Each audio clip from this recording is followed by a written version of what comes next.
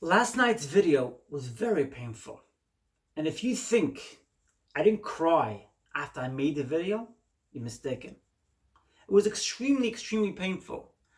And you should know I didn't expect it to hit me the way it did because I just had communication with my brother.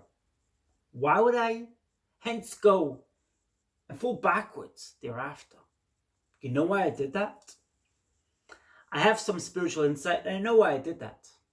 I know that my body, my brain, is ready for the next level of spiritual ascension. And in order to get to the next level of spiritual ascension, I got to take all my suitcases along. Figuratively, obviously, right? I got to take everything along on that track, on that journey of ascension. I can get onto my spiritual ascension journey without taking everything along. And some parts of my past are still haunting me. Now, is it going to get perfect in the future? I have no idea. I'm not a fortune teller. I'm not a future teller, if that's a better word to refer to it as. But I think it will get better in the future, and it's just something I'm dealing with from my past. Tomorrow night is the night of the Day of Atonement.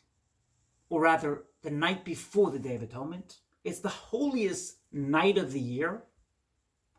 And on the Day of Atonement, we start off the day. Jewish days start off the night before. And we start off the Day of Atonement with the holiest prayer, which is all about nullifying, removing, and invalidating past vows we made. Past means of holding ourselves bound to negativity, to lack of forgiveness of the self. We say goodbye to all that in the first prayer of the Day of Atonement. Why do we do that? Why don't we start off with begging God for forgiveness? God, forgive me, I've sinned, I love you, I care for you. No, that's not how we start off the Day of Atonement. We start off the Day of Atonement with recognizing and acknowledging that we have vows and we have commitments which we have made in error, and we want to part ways with them. Why? Why do we want to part ways with past errors? Why do we want to part ways with past vows that we made? You know why?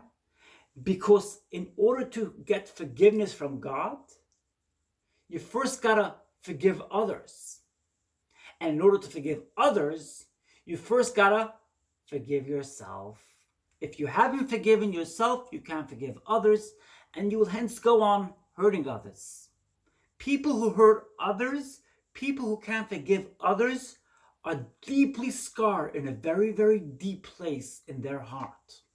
You cannot be judgmental somebody else and love yourself at the same time.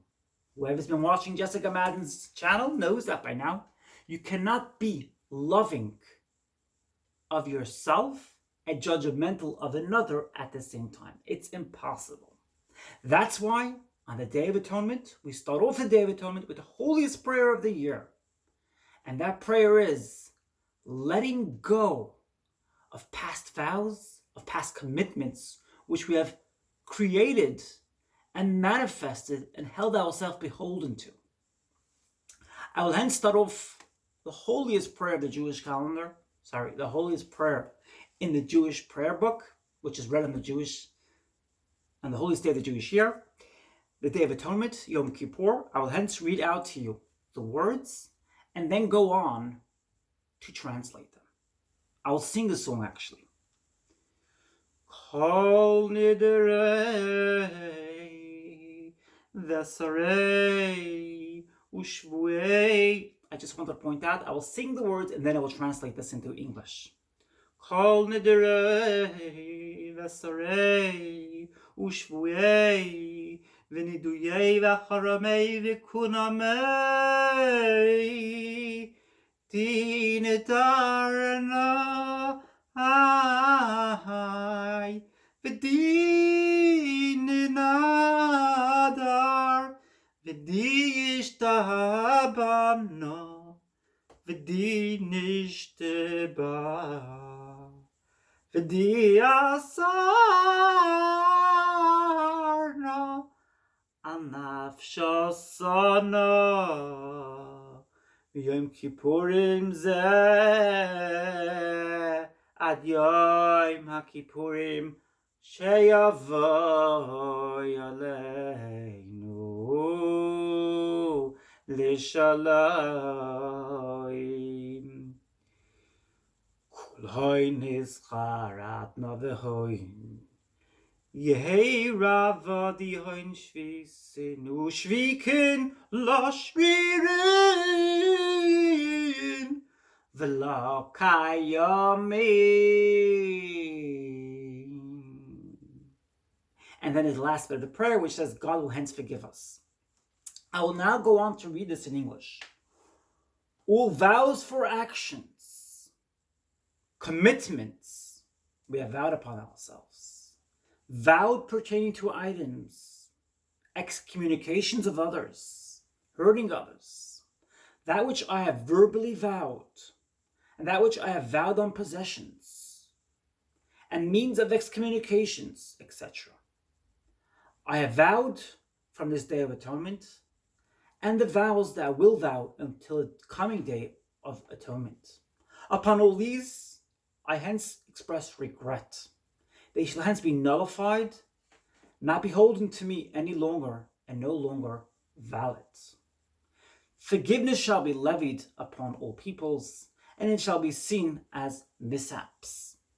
That's the powerful message of this amazing day of atonement. You want to get forgiveness from God? Forgive others. You want to forgive others? It's not possible if you haven't forgiven yourself. It's not possible if you haven't forgiven yourself. You can't forgive others. And it's impossible to come before God and ask God to please forgive you. I want to carry on talking about a very interesting and very, very important concept. And that is, why do people have a problem with LGBT persons? Why? Why do LGBT persons, people who are LGBT, why are they made to feel excommunicated, hurt, rejected, disliked? What have we done? We just want to live our lives. We just want to live. In my case, I just saved my life in order to be able to remain alive. Why would you hence dislike me, may I ask? Should I tell you why? This question was asked to me today, and this is the following response which I gave. I said, this person, first of all, you got to realize that we as LGBT persons think that the majority who dislike us, the majority who reject us, the majority who excommunicate us, we think that they are part of some kind of formed large group of people who make these concentrated, concerted efforts to hurt us this way. Thing is, though, that there's no kind of unity like that. There's no sort of community spirit either. It's individuals. In my lifetime, I've been rejected by individuals. Those individuals never met each other. Those individuals will never meet each other after they did what they did. When 900 people gathered in order to reject me, in order to try and hurt me in the deepest place they could, they weren't united. They never met each other before, and they probably will never meet each other after. They did it because they were afraid. They weren't united and they were afraid. We as LGBT persons, on the other hand, we are part of a much more of a united community, a much larger front. And of course we're afraid, but our fear doesn't come from ignorance. Our fear doesn't come from willful ignorance. People want to remain ignorant when it comes to LGBT issues because they're afraid how it will affect their internal issues, how it will affect their identity. That's all it is. It's not worth judging anybody. I wouldn't judge the person who's LGBT phobic. I wouldn't judge somebody who gathers at a rally in order to call me names out of fear of me. Not judge. I just send forgiveness. And, I want to just point out as well, I would also want to point out my means of love. If I could portray any love upon their broken heart, I would. Like I said before, you cannot judge somebody else and be loving of yourself at the same time. The two don't go together, like fire and water. Okay? So I want to send love, positivity and love. And God very much sees this as well. Although people who are LGBT phobic think that they have God on their hand, they're entitled to manifest their belief in God however they wish to. But it's not actually or factually correct. That's my message today. A poignant message, a powerful message pertaining to what it means forgiveness from God, forgiveness of another, and forgiveness which only starts, the cycle of the three can only start from within you. If you haven't forgiven yourself, you can't forgive another, and you can't ask God for forgiveness because you're not ready.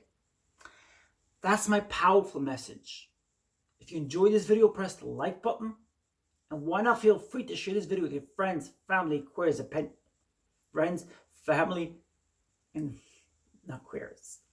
I apologize for that. Friends, family, and peers, and grandma too. Feel free to share away. Like this video if you liked it. Subscribe if you haven't already. And press that bell notification right next to the subscribe button. If you are the 100 subscribers subscribing here, you're going to get a free gift, free shipping as well. That's today's message. I love you so much. I'm wishing you a good Day of Atonement, a good YomKipur if you're doing the Day of Atonement. If you're fasting on the Day of Atonement, I wish you a good fast. I'm going to be fasting.